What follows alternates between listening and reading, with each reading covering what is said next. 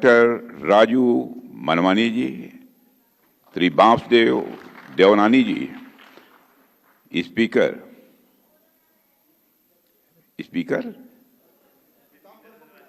अच्छा पीताम्बर को, श्री श्रीचंद जी कृपलानी, श्री भगवान दास जी शबनानी, श्री अशोक जी रोहानी, श्री कुमार जी एलानी, डॉक्टर पायल कुकरानी, श्री किशोर अजमानी और यहाँ मौजूद हमारे सिंधी समाज के सभी सम्मानित बहनों एवं भाइयों,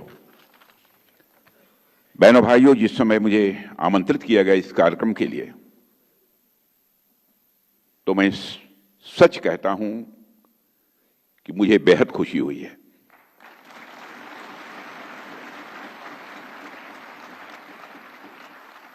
सिंधी समाज का आज से नहीं वर्षों से मेरा बहुत ही नजदीकी रिश्ता रहा है, अपनापन का रिश्ता रहा है, क्योंकि हमारा जो संसदीय निर्वाचन क्षेत्र है, उस संसदीय निर्वाचन क्षेत्र लखनऊ में भी बड़ी संख्या में हमारे सिंधी समाज के लोग रहते हैं।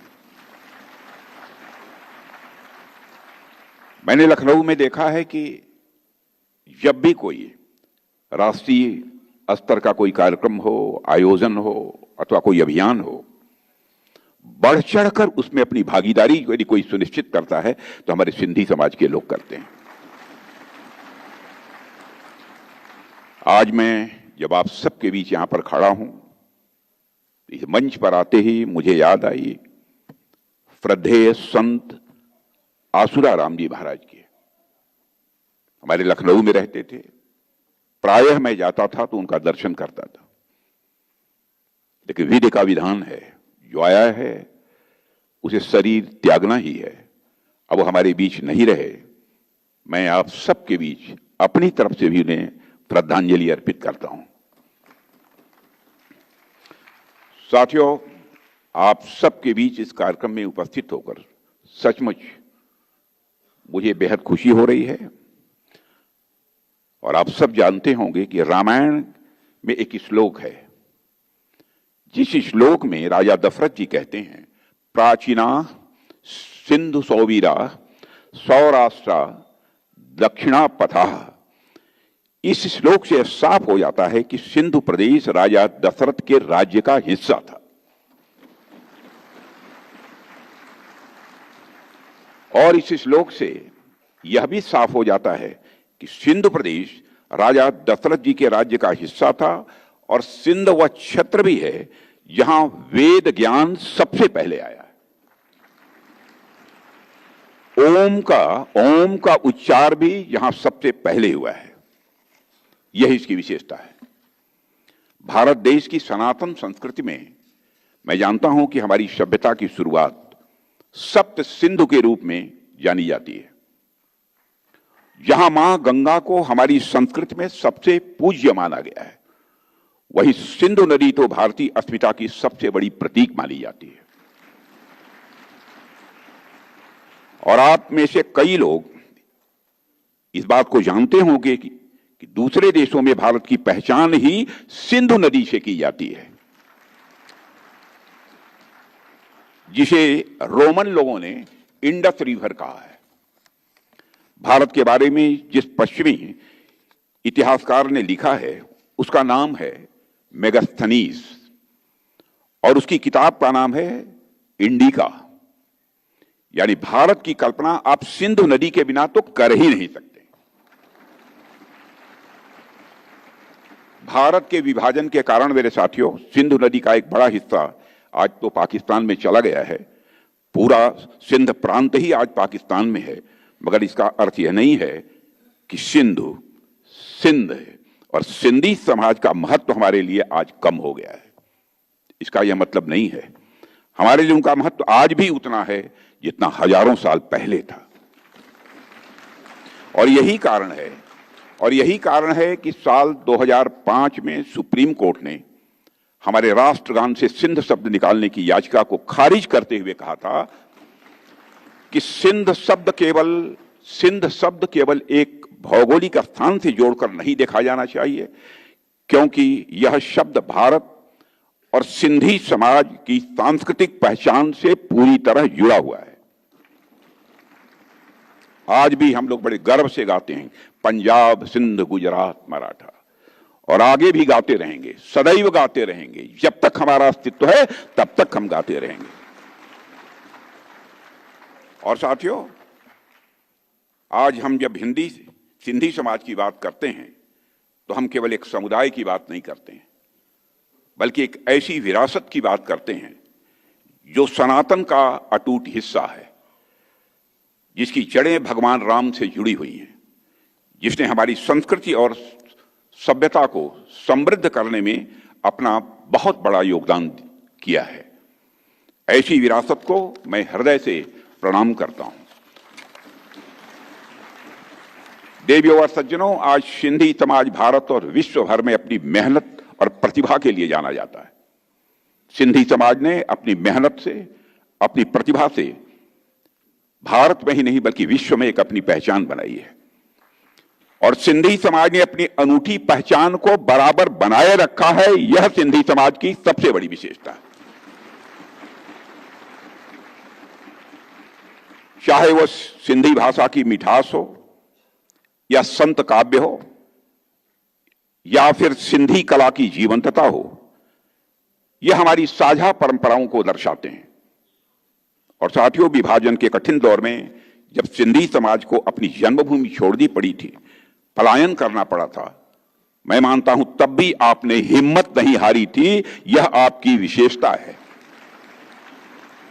आपने न केवल अपने लिए एक नई शुरुआत की, बल्कि व्यापार, शिक्षा, कला और सामाजिक सेवा के क्षेत्र में जो आपने अभूतपूर्व योगदान दिया है, उसे किसी भी सूरत में भुलाया नहीं जा सकता है। और साथियों, सिंधी समाज के संतों और महान आत्माओं ने मानवता को बहुमूल्य संदेश दिए हैं। इस सच्चाई को भी कोई नकार नहीं सकता है। मैं आज महाकवि चैनराय स्वामी, संत कंवर राम जी, संत रामदास साहिब, स्वामी लीला शाह, स्वामी शांति प्रकाश सहित सभी सिंधी संतों को शीश झुकाकर नमन करता हूं। और मैं आज साधु टी.एल. वासवानी जी को भी याद करना चाहता हूं, जिन्होंने अपने प्रयासों से शिक्षा के क्षेत्र में एक अमिट छाप छोड़ी है। और साथियों, उन्होंने वेजिटेरियन लिविंग के विचार को बढ़ावा देने के लिए और एनिमल वेलफेयर की दिशा में महत्वपूर्ण जो कार्य किए हैं, उसे यह भारत देश कभी भूल नहीं सकता है। मेरे बहनों भाइयों, जैसा कि मैंने पहले भी कहा है कि इस कार्यक्रम में आकर मुझे बेहद खुशी हो रही है। और इस प्रसन्नता का एक और कारण है, वह है इस कार्यक्रम का प्रायोजन। आज हम नागरिकता संशोधन विधेयक के संबंध में यहां एकत्रित हुए हैं। जैसा मुझे बताया गया है, वर्ष 2019 में मैंने ही लोकसभा में इस नागरिकता संशोधन विधेयक को पेश किया था। यह विचार गृह मंत्री रहते हुए मेरे मन में कैसे आया था? ये बैठे हैं हमारे लखनऊ के लोग, सब सारे लोग यहां, इन लोगों ने इसकी जानकारी मुझे दी थी और बताया था ऐसा कुछ होना चाहिए। और मुझे इस बात की भी जानकारी मिली कि कुछ सिंधी समाज के और विभिन्न वर्गों के लोग जो कि नॉन मुस्लिम हैं, वह दिल्ली में भाग कर आए हुए हैं और झोपड़ियों में बड़ी दयनीय स्थिति में वो रह रहे थे। मैं स्वयं उनको देखने गया था और वहां से लौटने के बाद मैंने फैसला किया कि इनको समुचित नागरिकता देने के लिए जो भी कानून आवश्यक होगा हम बनाएंगे।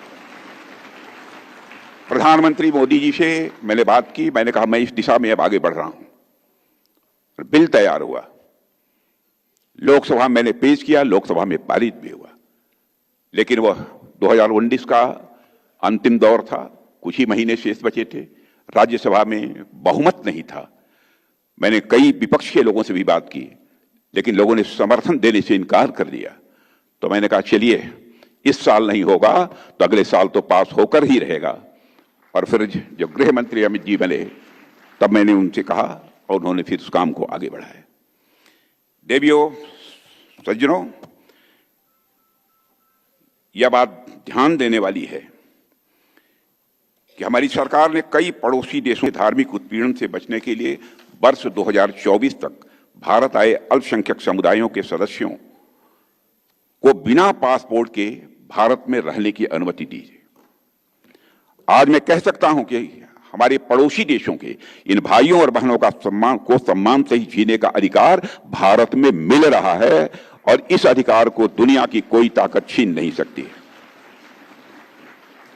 और मैं यह भी कहना चाहूंगा कि पड़ोस के कई देशों में अल्पसंख्यक समुदाय वर्षों से यातना झेलता रहा है। उनके घर जलाए गए, उनके बच्चों को मारा गया, बेटियों के साथ जुल्म अत्याचार किए गए, लोगों का जबरन धर्म परिवर्तन कराया गया। उनमें से कई लोग जब किसी तरह अपनी जान बचाकर भारत आए तो तुष्टीकरण करने वाली पूर्व की कई सरकारों ने भी उन्हें जो राहत देनी चाहिए, राहत देने की बात तो दूर, उनके साथ जिस तरीके का व्यवहार किया गया उसकी जितनी भी निंदा की जाए वह कम है। एक खास समुदाय के वोट बैंक को केवल खुश करने के लिए उन्हें अपना अपमानित किया गया, जलालत उन्हें झेलनी पड़ी। पड़ोस के देशों से आने वाले एक विशेष वर्ग को शरण दी गई, लेकिन इस हिंदू समाज के लोग जो वाकई में इसके हकदार थे उन्हें जो अधिकार मिलने चाहिए थे वो अधिकार नहीं दिए गए। उनके कष्ट को जो समझा जाना चाहिए था, जिस संवेदना के साथ समझा जाना चाहिए था, वो नहीं समझा गया। लेकिन इस पीड़ा को किसी ने समझा तो हमारे प्रधानमंत्री नरेंद्र मोदी जी ने समझा। हमने उस पीड़ा को समझा, उस दर्द को महसूस किया और हमारी सरकार ने कानून बनाकर, मेरे साथियों, यह सुनिश्चित किया कि हम उनके घाव पर मलहम लगाएंगे और हमने उस घाव को भरने का काम किया है जो घाव हमारे बहनों भाइयों को कष्ट दे रहा था, पीड़ा पहुंचा रहा था। इसलिए हम नागरिकता संशोधन विधेयक लेकर आए। अगर मैं सिंधी समाज की बात करूं यहां पर, तो सिंधी लोग सिंधु घाटी सभ्यता के वंशज हैं, जिसे इतिहासकार आज विश्व की सबसे प्राचीन सभ्यताओं में से एक मानते हैं। ऐसे लोग लंबे समय तक सेकंड क्लास सिटीजन, द्वयम दर्जे के नागरिक की तरह जीवन जिए, यह अन्य किसी को मंजूर हो सकता है, लेकिन हम लोगों को किसी भी सूरत में यह मंजूर नहीं था। भगवान झूलेलाल जी ने इस सौभाग्य को हमें दिया, मेरे बहनों भाइयों, कि हम अपने बहनों और भाइयों के लिए यह शुभ कार्य कर पाए। और एक बात मैं बहुत स्पष्ट कर देना चाहता हूं, जो इनविटेशन लेटर मुझे मिला था उसमें कहा गया था कि सिंधी समाज के लोग मेरा आभार व्यक्त करना चाहते हैं, यह लिखा हुआ था, धन्यवाद देना चाहते हैं। लेकिन मेरा मत यह है कि यह कानून कोई आपके ऊपर एहसान नहीं था, आपके ऊपर यह कोई उपकार नहीं था, यह हम सबकी नैतिक जिम्मेदारी थी, हमारे सरकार की नैतिक जिम्मेदारी थी। यह मानवीय कार्य था, यह एक मानवीय कार्य था, यह एक संवेदना का कार्य था, जिस कार्य को हम लोगों ने किया है। ऐसा समाज जो देश के लिए और अपनी मातृभूमि के लिए हमेशा खड़ा रहा है, जिसके नीयत के ऊपर सवालिया निशान कभी नहीं लगा है, जिसने स्वाधीनता संग्राम में अपना अनमोल योगदान दिया है, जिस समाज के पुरुषों और महिलाओं ने भारत की स्वतंत्रता के लिए संघर्ष किया है, जिस समाज के बहुत से व्यापारियों ने नेताजी सुभाष चंद्र बोस और इंडियन नेशनल आर्मी को अपना समर्थन दिया था, उस समाज के लोगों के प्रति हमारा दायित्व है कि चाहे जैसे भी हो, जो भी करना हो, वह सम्मान के साथ अपनी जिंदगी जिए। यह हम सबकी जिम्मेदारी बनती थी और उसी जिम्मेदारी का हम लोगों ने निर्वाह किया है। मेरे बहनों भाइयों, मैं जानता हूं सिंधी समाज के लोगों ने बहुत सारे कष्ट सहे हैं और सिंधी समाज के लोगों ने हमेशा अपनी मातृभूमि के लिए बलिदान दिया है। मैं आज हेमू कालानी जी को भी यहां याद करना चाहता हूं, जिन्हें भारत छोड़ो आंदोलन के दौरान गिरफ्तार किया गया था, उन्हें मौत की सजा सुनाई गई थी। सिंध के लोगों ने दया याचिका दायर की और ब्रिटिशर्स ने इसे मंजूर किया, लेकिन उन्होंने शर्त रखी कि हेमू कालानी जी को अपने साथ के क्रांतिकारियों के नाम उजागर करने पड़ेंगे, लेकिन हेमू कालानी जी ने इसे साफ इनकार कर दिया था। यह थी एक नेशनल स्पिरिट, यह थी एक राष्ट्र भक्त की प्रखर भावना। और हेमू कालानी जी को 21 जनवरी 1943 को फांसी दे दी गई थी। आप कल्पना कीजिए कि उस समय वह केवल 19 वर्ष के थे। 19 वर्ष के युवा के अंदर किस प्रकार से प्रखर राष्ट्रीय स्वाभिमान की भावना थी, क्या देशभक्ति का जज्बा था उस जवान का, क्या मातृभूमि के लिए उस नौजवान का प्रेम था। यह दुर्भाग्य की बात है कि उस क्रांतिकारी के बारे में लोगों को जिस हद तक की जानकारी होनी चाहिए वह जानकारी नहीं है, और बहुत कम लोग हैं जिन्होंने उनके बारे में पढ़ा है, बहुत कम लोग हैं जिन्होंने उनका नाम सुना है। मैं हेमू जी को सादर नमन करता हूं, जिन्होंने भारत के स्वतंत्रता संग्राम में अपना योगदान दिया है।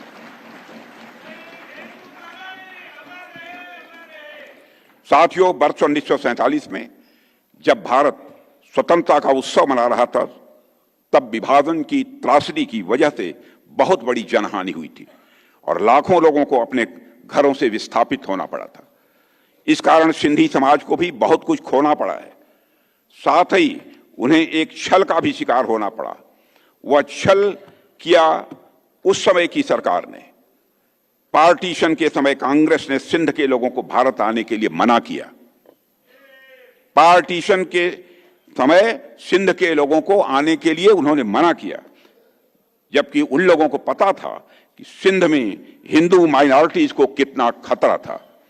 भारत के विभाजन की घोषणा के तुरंत बाद अखिल भारतीय कांग्रेस समिति ने 14 जून को दिल्ली में एक बैठक बुलाई और उस बैठक में सिंध, पंजाब और बंगाल के हिंदुओं और सिखों ने विभाजन के विचार का विरोध किया था। उन्होंने इस बैठक में विभाजन के खिलाफ मतदान भी किया था और यह भी मांग की थी कि उसकी सुरक्षा के लिए प्राविधान किए जाएं। हालांकि कांग्रेस के उच्च नेतृत्व ने उनकी मांगों को अनदेखा कर दिया था उस समय।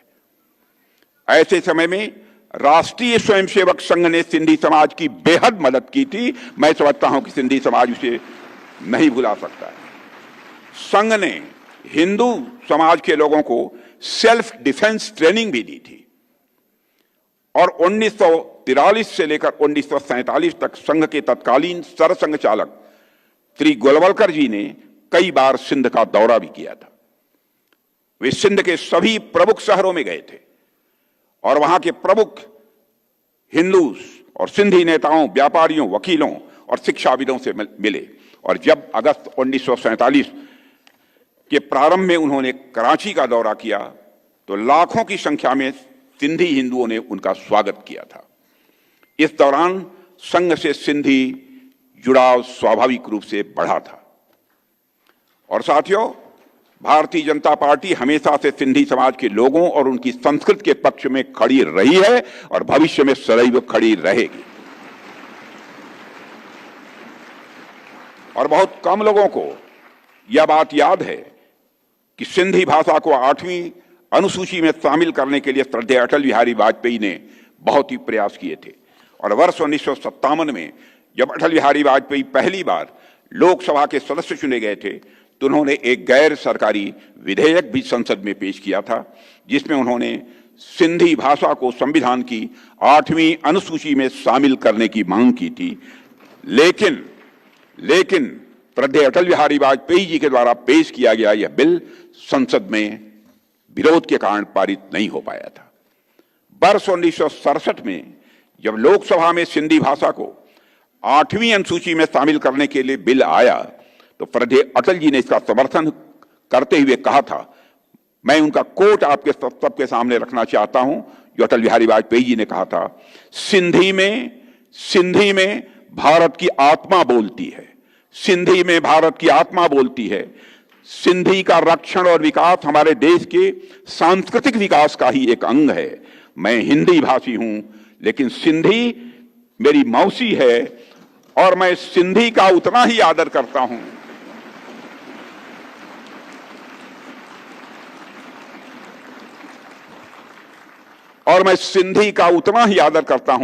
जितना कि मैं हिंदी का आदर करता हूं। यह अटल बिहारी वाजपेयी जी ने कहा था। यह स्टेटमेंट इस बात का सबूत है कि हम हमेशा से ही सिंधी लोगों के सम्मान के लिए खड़े हुए हैं, उनके हक के लिए खड़े हुए हैं और सिंधी समाज के अधिकार के लिए बहनों भाइयों खड़े हुए हैं और भविष्य में भी जब भी जरूरत होगी खड़े होते रहेंगे।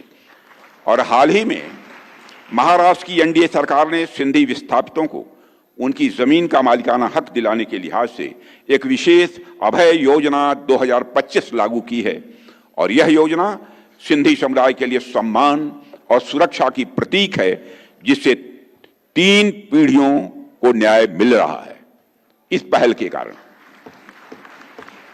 और मैं यहां पर आदरणीय लाल कृष्ण आडवाणी जी का भी जिक्र करना चाहता हूं। हमारे नेता थे, आज हैं। आडवाणी जी ने अपनी एक पुस्तक में लिखा है कि सिंधी हिंदू और विशेषकर उनकी पीढ़ी के लोग अभी भी भारत से सिंध को अलग करने की बात को स्वीकार नहीं कर पाए हैं। न केवल सिंध में बल्कि पूरे भारत में हिंदू सिंधु नदी को पवित्र मानते थे। सिंध के कई मुसलमान भी मानते थे कि सिंधु का जल मक्का के आबे जमजम से कम पवित्र नहीं है। यह मैं उनका कोट बतला रहा हूं, यह आडवाणी जी का कोट है।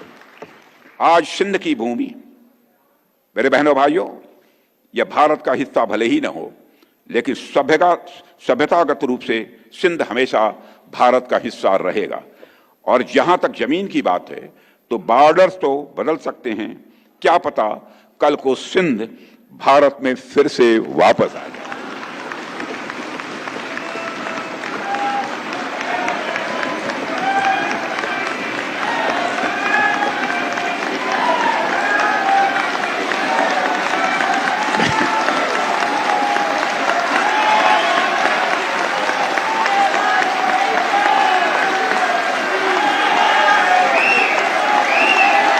लेकिन सिंध के हमारे लोग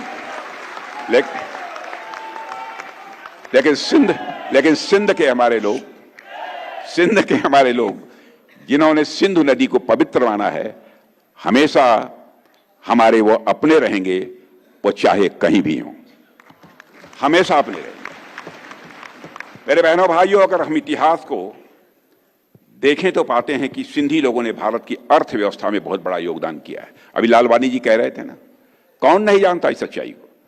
सिंधी भारत की ओरिजिनल ट्रांसनेशनल बिजनेस कम्युनिटी है, ओरिजिनल ट्रांसलेशनल बिजनेस कम्युनिटी है, जिन्होंने अपने स्किल से कॉलोनियल रूल के बावजूद बिजनेसेस को, अपने व्यापार को सफलतापूर्वक संचालित किया है।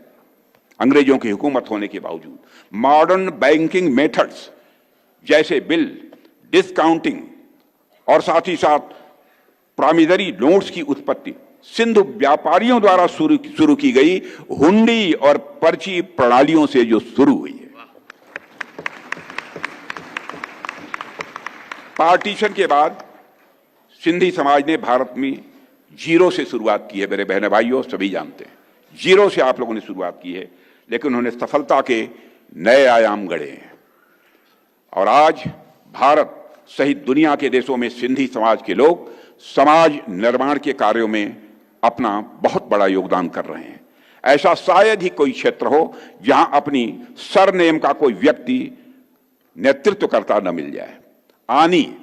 आनी सरनेम का कोई व्यक्ति नेतृत्व करता न मिल जाए, शायद ही देश में ऐसा कोई क्षेत्र हो।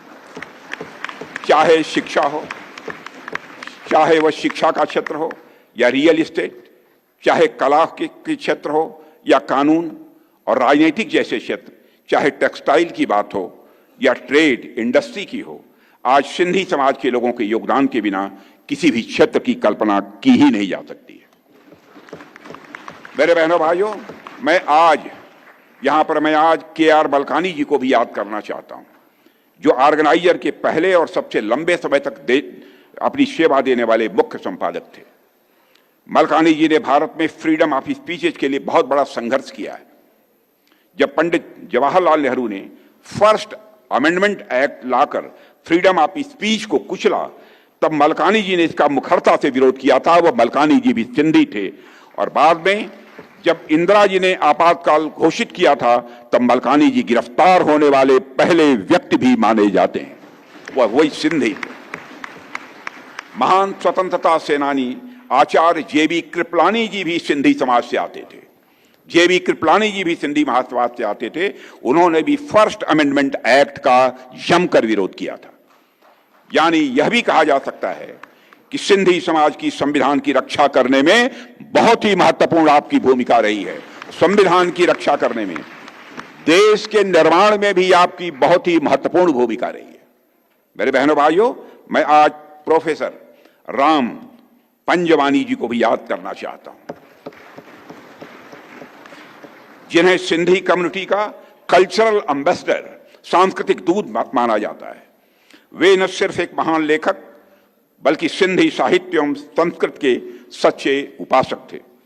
मेरे बहनों भाइयों, सिंधी समाज अपने बिजनेस स्किल्स के लिए भी भारत में ही नहीं बल्कि दुनिया के दूसरे देशों में भी जाना जाता है। यह बात मैं इसलिए कह रहा हूं, जब मैं दुनिया के दूसरे देशों में जाता हूं और इंडियन डायस्पोरा के साथ हमें इंटरेक्शन करने का जो अवसर प्राप्त होता है, इस चीज को मैं वहां भी देखता हूं।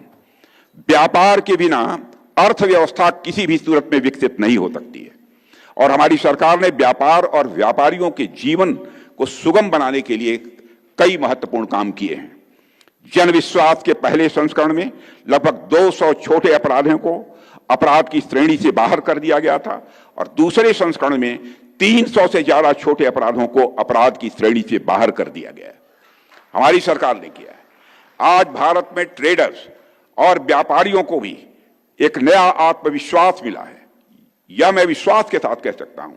आप जीएसटी कानून और हाल ही में किए गए जीएसटी रिफॉर्म्स को ही ले लिए और इससे ईज ऑफ डूइंग बिजनेस को बढ़ावा मिला है और आम लोग और छोटे व्यापारियों सहित सभी के लिए आज का जीवन बेहद आसान हो रहा है। हमारी सरकार ने, मेरे बहनों भाइयों, ऐसी नीतियां भी बनाई हैं जिन्होंने व्यापार करने को सुगम बना दिया है और हमने 40,000 से ज्यादा कंप्लायंसेस को पूरी तरह से खत्म कर दिया है। कई कानूनों को डीक्रिमिनलाइज कर दिया है और मेरा विश्वास है कि हमारे द्वारा किए जा रहे सारे रिफॉर्म्स की नींव के बल पर ही यह हमारा भारत, जिसे लालवानी जी कह रहे थे, यह विकसित राष्ट्र बनकर रहेगा। दुनिया की कोई ताकत नहीं रोक सकती। आज टॉयज से लेकर खिलौने, टॉयज से लेकर टैंक तक भारत सब कुछ बना रहा है।